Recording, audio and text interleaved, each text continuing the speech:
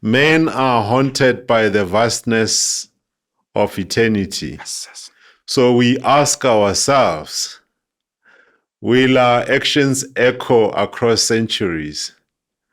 Will people remember our name and what we stood for? I mean, I'm probably paraphrasing now.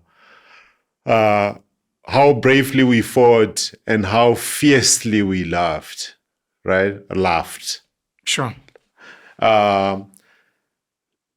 You can read the verbatim of it, but No, I wanted to read something else. yeah. So that's essentially like this thing. Whether you're talking about the philosophers of the Greek ages and sitting along the Parthenon and all of that. There were people who spent time sitting down, like maybe today we call them mama para or whatever, but or the loafers or the unemployed. Aristotle, Amapara. But you could be because no one knows what was his job, right? They were like discuss with Pythagoras. Just like reflecting on these things, right?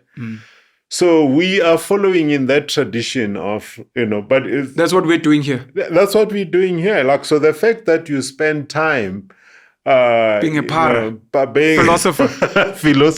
Naval Ravikant says, pay the world whatever price it wants from you to leave you alone to think. Yeah, absolutely.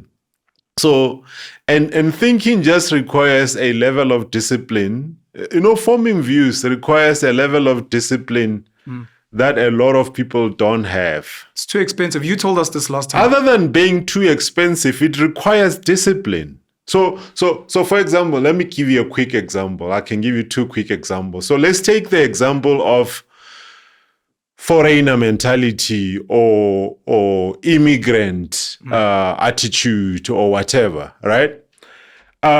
So here's one of the things that, so if I went around and say, I'm looking for Zimbabweans, right? Then I'll say, okay, what views can I form about them? Oh, no, they come here, they rob this and whatever, right?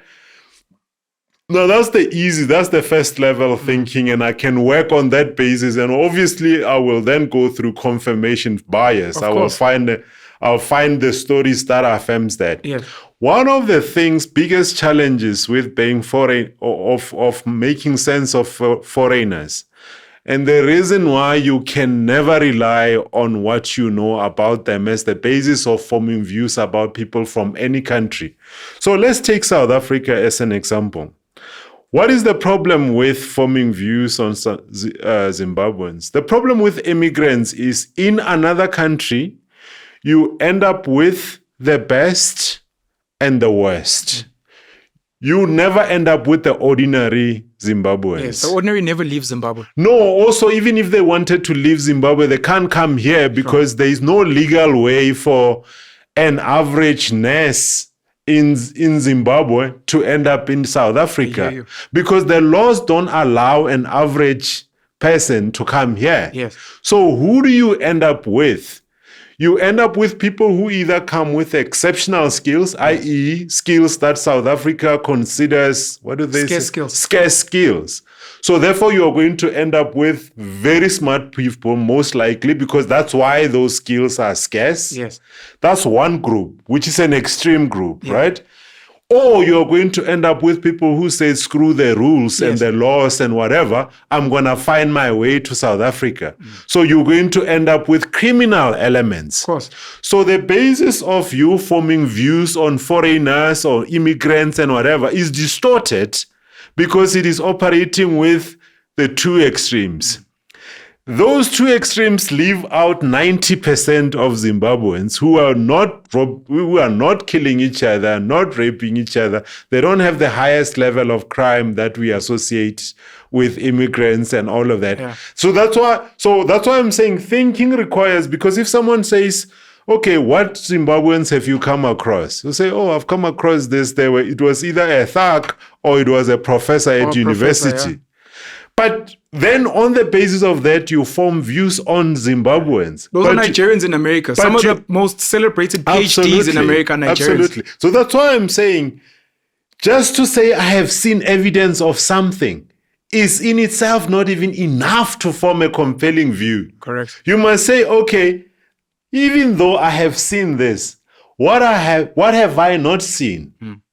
What you have not seen is more than 90% of Zimbabweans that are not in South Africa. Correct. And if you ask the question, okay, if we associate them with violent crime and whatever, surely Zimbabwe must be dealing with the highest level of violent crime.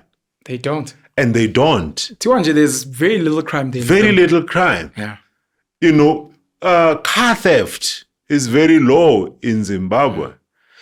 But that's why I'm saying, like, thinking and forming views. So a lot of people don't have the discipline to be able to say, you know, like, this is why they say often when you ask the question, you arrive at the first truth. Yes. But very people say, okay, is this the only truth? Most people just accept people that first just one. Stop there. Yeah. They're like, okay, then from this point in time, if this is true, everything else is wrong. This is what I was saying. It's expensive because you told us how much energy. It's 2% of the body, but consumes up to 20%. The brain is 2% of the body, but consumes 20% when it's operating. Absolutely. Which means we're chowing resources. Yes. And what you said is people will go for the easiest answer so that they don't consume energy. So they're criminals, they cash in transit. Okay. Yes. I can't go further because now I'm going to be chowing more. Yes. And so if there was anything, so for example, when you say I went and tried to seek purpose and I did not find it, you said something that's very interesting. There is no purpose, right? And which in itself is, yes, it might be true that there is no purpose. But it might also be that you have not found your purpose. I'm lazy. I stopped somewhere. The fact that you have not found your purpose does not mean there is no purpose. And this is also part of the problem when people often argue against like science versus God and all of that. So science, I've said this before in our discussion, science prides itself with ignorance. Science has got no issues with we don't know. There are people often defending science. Actually, they defend it more than scientists themselves. That's correct. You know, the poster boy of science was Einstein. Einstein believed in God. We can talk about what type of God he believed in.